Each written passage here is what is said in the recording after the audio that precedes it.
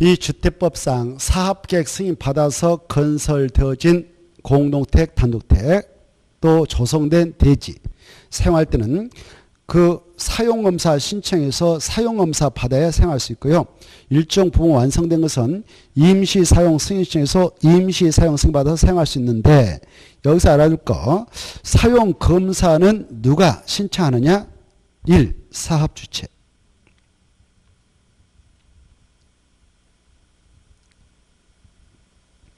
그 다음에 박스 밑으로 들어가서 박스 속에 사업주가 파산 나면은 시공을 보증한 자, 입주 예정자, 박스 속에 또 사업주가 정당한 이유 없이 사용사 검사를 위한 절차를 이용하지 않고 있으면 해당 주택의 시공을 보증한 자, 공사했던 시공자, 입주 예정자 이네들이 바로 사용검사를 신청해서 받아갈 수 있는 자격자다. 다시 위로 올라가서 가로 1번. 그러면 누구한테 그 사용검사를 신청하냐? 검사를 신청하는 시점은 완료돼야 돼. 완료했다 체크. 사업이 완료돼야 되고 그리고 사용검사는 시장수구청에 가서 받는다.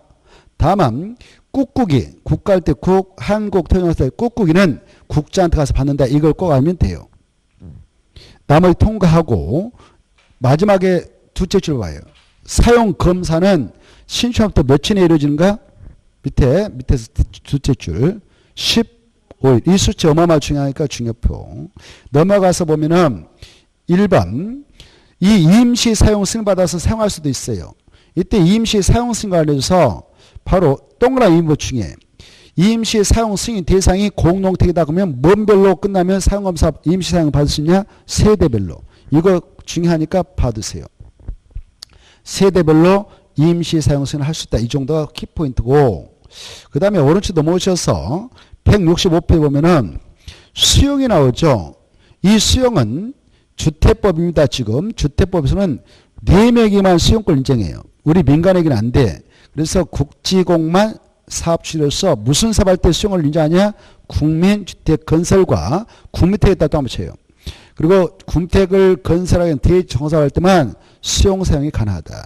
이때 이 국주공이 국택 건설 사업 그에 따른 대지 조성 사업한다. 그까지 줄 거 봐요. 국자부터 밑에 대정사업까지 줄 거 봐요. 대지를 조성하는 여기까지 줄 것이고 밑에 따서 공익사업이면 그렇게 써. 공익사업이다. 그래 이 국주공이 4명이 국택 건설 사업 그에 따른 대지 조성 사업하면 이 자체가 공익사업이에요. 공익사업이기 때문에 수용을 하기 위한 수용 요건으로서 1번 공첩을 갖다 준용해서 공직법에 의하여 내가 하고 있는 이 사업은 공직법 제4조에 있는 공익사업 맞죠라고 사업인정을 신청해서 사업인정을 받아야 수용권과 사업 착수가 발동돼. 그래서 공직법에 따른 사업인정을 받으면 주택법상 사업계획서를 받은 간주예요. 사업계획서를 본다 할 때 사자 앞에다 써봐. 주택법상 이렇게 쓰나. 사업계획 승인으로 본다 할 때 사자 앞에다가 주택법상. 그래 주택법상 사업계획서를 받아야 공직법상 사업인정으로 간주한 게 아니라 공직법상 사업인정을 받아내면 주택법상 사업계획서로 간주하니까 별도로 사업계획서는 받을 필요 없이 사업에 들어가고 수용할 수 있다. 그 정도 보시면 되겠고 그 다음에 가로 2번 이 국가 땅, 지자체 땅, 국공이라 하죠. 이 국공이를 가지고 있는 국가 지자체는 어떤 목적 가지고 그걸 매수를 임차를 원하면 그네들한테 우선 매각 임대가 하느냐 박스가 중요해. 바로 국민주택 규모 주택을 50% 이상 건설 그것다 포인트 잡고 조합주택 그에 따른 대지 조성사업하고자 하는 자에게 우선 매각과 임대가 하나다. 이네들 마지막에서 두째 줄 셋째 줄 몇 년에 그 목적 사업에 들어가자면 뺏기느냐 2년. 그래 사과했던 것은 다시 뺏어한다 환매 변경성 임대가 취소할 수 있다. 2년 안에 들어가야 된다. 이렇게 알아주십시오. 넘어가시고 그 다음에 바로 채비가 나있죠. 이 채비는 도시개발법상 환지 방식을 가지고 사업했던 시행자가 가지고 있는 땅인데 이 채비를 어떠한 용도로 쓰겠다는 친구가 나타나면 우선 매각을 가능하고 가격은 얼마로 파느냐. 바로 국민주택 용도에다 체크. 국민주택 용도로 쓰겠다는 사업체가 나타나면 그 자에게 우선 매각 가능한데 키포인트 가로 2번 중에요. 이 채비 양도 가격은 원칙은 바로 감정가격을 기준한다. 이게 감정가격이다. 다만 가로 2번 보고 있죠. 감정가격을 기준하는데 임대주택을 건설한 등 그럴 때는 싸게 팔아도 돼. 저성원가를 기준할 수 있다 이거. 원칙은 감정가격, 외에는 저성원가다. 그 다음에 주택건설 자금으로서 주택상환사채가 나오죠. 이 주택상환사채는 꼭 함재 나오니까 거기 발행부터 오른쪽 효력까지를 하나도 놓지 말고 잘 체크를 해야 합니다. 가로 1번에 발행해서 동그라미 1번. 발행자는 2명이다. 한국토종사 밑줄 일정 요건을 갖춘 등록사업자 둘. 얘네들만 발행할 수 있죠. 발행하는데요. 등록사업자는 일정 요건을 갖춰야 돼. 어떤 요건이야? 법인으로서 5억 원 자본을 가지고 있고 그 다음에 최근에 3년간 연평균 주택건설직이 300호 이상은 돼야 되고 그 다음에 보증까지 받아야 돼. 박스에 뭐까지 받아야 된다고요? 보증. 이게 중요해요. 그러나 한국토종사는 보증받지 않고 발행할 수 있다. 이걸 이해하시고요. 그 다음에 마지막 줄. 이 양자 모두 발행계획서 작성 승인받아야 하는데 누구한테 가서 승인받냐? 그렇습니다. 이게 중요하고요. 어느 쪽 넘어오셔서 발행 방법도 중요해. 1번. 기명축으로만 하지 무기명은 절대 안 된다. 그거 봐두시고 그 다음에 이 주택상환사채 가지고 있는 채권자가 바로 원래 중대 양도 안 되고요. 그런데 일정한 사유가 있으면 양도가 가능해요. 그때 그걸 넘겨받았던 자는 사채권자 명의명을 확실해야 대항력을 주장할 수 있습니다. 그때 사채권자 명의명은 취득자 생명과 주소를 사촌부에 기록해달라고 기록하고 취득자 생명을 채권에 기록해야 돼. 그렇지 않으면 대항력 없다. 그리고 주택상환사채는 액면가가 3억이다 3억 받고 팔아도 되고 좀 깎아서 팔아도 돼. 할인 방법 다 됩니다. 그 다음에 상환 기간은 3년을 초과할 수 없다. 중요하고 그 다음에 효력에서 동그라미 1번 2번 특히 1번 중요하죠. 이 등록사업자가 이걸 주택상환사채를 발행해서 팔아먹고 법을 위반해서 등록을 말소당했습니다. 그 말소 효력은 이미 발행했던 사채에 영향을 미친다 미치지 않는다? 미치지 않기 때문에 유효해서 책임져야 됩니다. 그리고 주택상환사채 발행에 대해서는 이 주택법을 먼저 적용하고 없으면 상법중 사채 발행 중을 적용한 순서 이 법에 규정한 것을 우선 적용. 이 법이 주택법이거든요. 그거 봐두시고 입주와 저축이라고 하는 것은 국민택과 민주택을 공부하게 하여 가입한 주택청약 말하는데 이 주택청약 종합주택은 한 사람이 한 계좌만 가입할 수 있다. 이 정도 보십시오. 넘어가시고 168표 보면은 마감 자재 목록표가 나옵니다. 마감 자재 목록표에서요. 제일 밑에 동그라미 2번을 보십시오.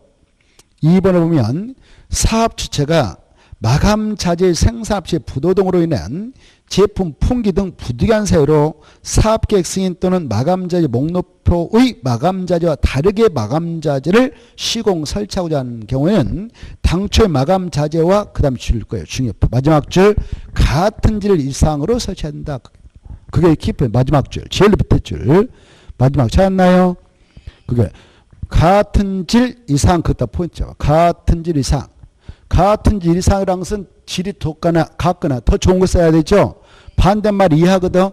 더 좋지 않는 거 써도 된다. 그럼 틀리겠어. 그게 키포인트고요. 그 다음에 통과하고 그 다음에 밑에 분양가 상한제 주택 아까 했으니까 통과하고요. 2번 중에 다음에 해당하는 경우는 분양가 상한제를 적용한다 안 한다? 안 한다. 이거 봐두세요. 도시형사한테 아까 했고 적용하지 않는다고. 그 다음에 3번 중에 관광특구에서 공급하는 공동택으로서 바로 층수가 50층 이상이거나 높이가 150m 이상인 건축물은 공동택은 분양가 상한제를 적용하지 않는다. 관광특구입니다.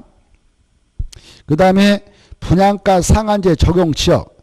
이 분양가 상한제 적용지역은 공공택지가 아닌 지역에 주택가격수리 물가성률이 현재 높다. 그럴 때에 분양가를 작게 신청하는데 여기서 알아야 될 거 분양가 상한제 적용 지역은 누가 정하느냐? 국토교통부 장관만. 그걸 가지고 시도사가 정할 수 있다 이렇게 나왔는데 틀리고 국토교통부 장관만 정할 수 있습니다. 넘어가시고 자 넘어가서 보면 가로 3번 분양가 심사위원회는 좀 봐두세요. 분양가 심사위원회는 누가 설치해서 운영해야 되는가? 시장, 군수, 구청장.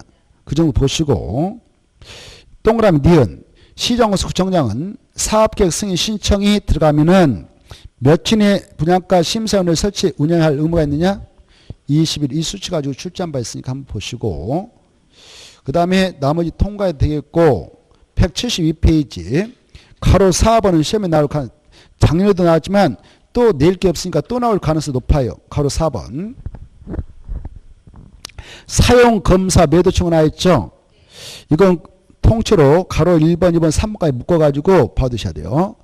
이 사업체가 사용검사 받아가지고 입주자들 와서 살아라 라고 하고 나갔는데 바로 느닷없이 그 단지에 종전의 땅을 가지고 계신 분이 내가 소유권 넘겨준 적 없는데 넘어갔습니다 해서 소유권 이득権말소송을 해가지고 승소해서 땅을 찾아갔네요. 그 자를 실소유랍니다. 실소유자를 그대로 그 나누면 그 분양받아 살고 있는 주택수가 불편하단 말이에요. 그래서 우리 법에서는요. 그자가 해보고 있던 토지 면적이 2번에 1번 주택단지 전체 대지 면적이 얼마 미만밖에 안 되면 팔고 나가세요라고 매도 청구하도록 허용하느냐 100번에 5. 이 수치가 중요해요. 이런 의사표시를 하려면 동그라미 2번 그자가 소유권을 해보고 나부터 몇 년에 그자에게 그런 의사표시가 송달도록 해야 되냐 2년. 이때 이제 그자를 내보내고자 할 때 소송을 제기하는데요. 소송을 제기해서 팔고 나가라 할 때는 시가대로 팔고 나가도록 한다. 가로 1번의 끝터리 시가. 가로 1번의 끝터리 시가. 잘했죠?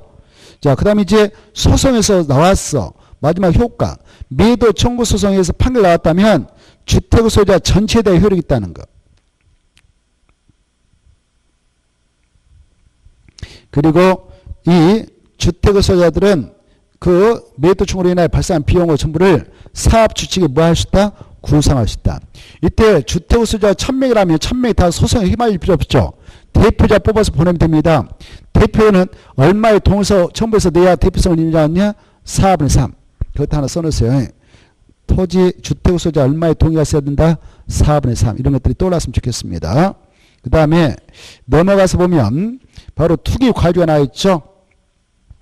이 투기 과유는 누가 정하느냐? 국토교통부 장하고 시도사가. 뭐 하려고 정하느냐? 주택가격 안정을 위해서 지정합니다. 뭐 하기 위해서? 주택가격 안정을 도모하기 위해서. 지정할 수 있는 지역은요. 1번과 2번이 나오는데 이게 2번 나왔거든요. 오늘 지정한다 그러면 직전 2개월간 주택 청약 경률이 5대1을 초과 군대규모 이하의 주택 청약 경률이 10대를 초과한 곳. 그 다음에 밑에 주택의 분양객이 직전부터 30 이상 감소된 곳. 또 사업계획 승인 건축가 실적이 직전 연도보다 그렇게 감소된 것에 따라 정할 수 있구나. 이 정도 보시고. 그 다음에 쭉 내려가셔서 동그라미 2번. 국토교통부장은 바로 1년마다 투기 과유로 지정된 지역별 주택가 안정 여건 변화를 고려해서 투기 과유지 지정 유지 여부를 재검토해야 된다. 몇 년마다 검토하는가? 1년마다. 이거 풀 것인가 그대로 나눌 것인가 1년마다 검토합니다. 2번 투기 과유에서 건설 검토는 주택의 입주권은 전매장기한이 가지는데 그 입주로 선정날부터 소유권 이익등까지는 입주권, 분양권 전매를 제한합니다만은 이 소유권 이득기를 지연시키고 있다 삽죠. 그러면 5년 초가면 전매가 풀립니다.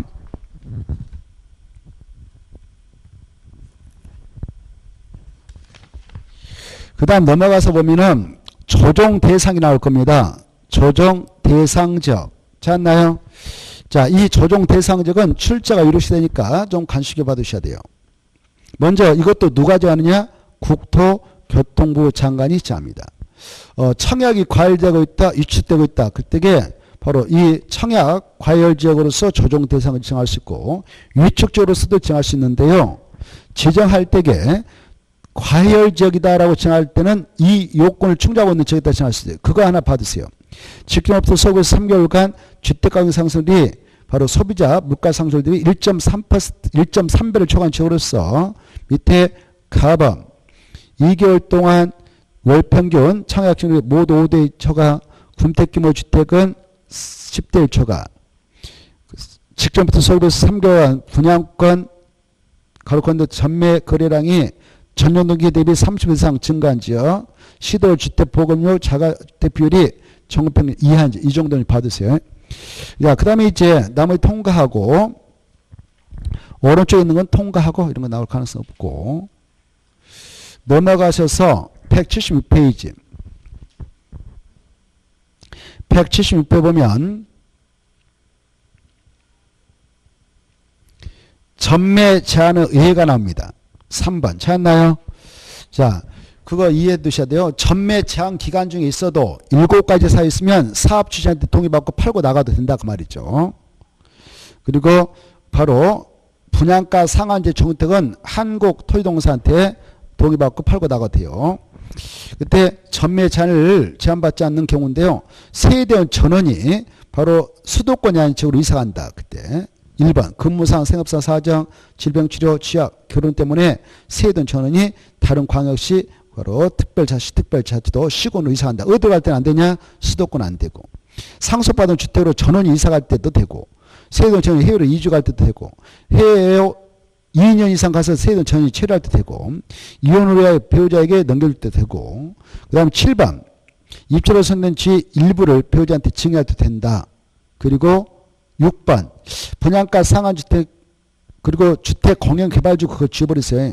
그래 주택공영개발주 그거 지워버리고 분양가 상한제 정택의 건은 그걸 지금 전매 제한받고 있는데 그 전매 제한받고 있는 자가 지금 경매로 넘어가 버렸어요. 채권 변질, 채무 변질 못했어요. 공매 넘어갔다 그러면 경매, 공매 참가했던 자가 낙찰받아서 받아가는 허용합니다. 177페이지 리모델링 허가. 이 리모델링은 바로 시장에서 구청장한테 허가받아야 된다는 거. 그때 가로 3번은 꼭 알으셔야 돼요. 가로 3번. 리모델링 허가를 받게 하는 비율입니다. 동의비율. 2번 꼭 아셔야 돼요. 리모델링 주택자비 리모델링 허가를 받고자 동의를 확보해야 되는데 주택단지 전체를 리모델링 할 때는 전체 건물사 및 의결권을 각 75% 동의와 각 동에 각 50% 동의를 받아야 되고 한 동만 리모델링 할 때는 그 동의 건물사 및 의결권 각 75% 동의를 받아야 됩니다. 그리고 1번 입주자, 사용자, 가입자가 리모델링 할 때는 전체 동의를 받아야 가능하고요. 입주자 대표 측에서 수준할 때는 전원 동의가 있어야 돼요. 이렇게 이 동의비율의 시험에 나오니까 좀 봐두시고 넘어가셔도 돼요. 나머지는 볼 거 별로 없고 넘어갑니다. 넘어가 보면 179페이지 리모델링 기본기 나올 거예요. 리모델링 기본기 나오는데 이것도 나올 가능성이 좀 그렇습니다만은 리모델링 기본계획은 특별시장, 광역시장, 대도시장이 몇 년을 내다보서 봤냐? 10년. 몇 년마다 타산 검사가 5년. 그 내용이 가로 2번에 마지막 5번 나와 있죠. 5년마다 타당 검토한다. 그리고 첫째 줄은 10년 단위로 수반한다. 이렇게 두 가지를 좀 받으시고 참고 말씀드리면 가로 2번에 1번을 가지고 한번 출제했어. 그대로 그냥 오래 붙여가지고 냈어요. 가로 2번 1번. 이 특광 대도시학교에서 리모델링 기본계 수업하고 빙할 때 며칠 이상 주민한테 공람시킨가? 14일. 이 14일을 가지고 출제했습니다. 그리고 지방의회 의견 드려야 되죠. 지방의회에다 줄 것이고 이내 며칠의 의견 주시냐 30일 그냥 써놔요. 그래 30일하고 14일을 가르쳐 놓고 가로 안에 들어갈 수지 옳은 거 찾아 이렇게 한번 출제한 바 있습니다. 그래서 가볍게 한번 눈으로 받으십시오. 또 나올 가능성이 희박합니다. 자, 농지법은 다음 주에 하기로 하고 오늘은 여기서 마무리 짓겠습니다. 농지법은 다음 주에 문제풀이 할 때에 1시간 정도 하고 문제 가지 캡들을 풀도록 하죠. 여기서 마치죠. 수고하셨습니다. 안녕히 계십시오.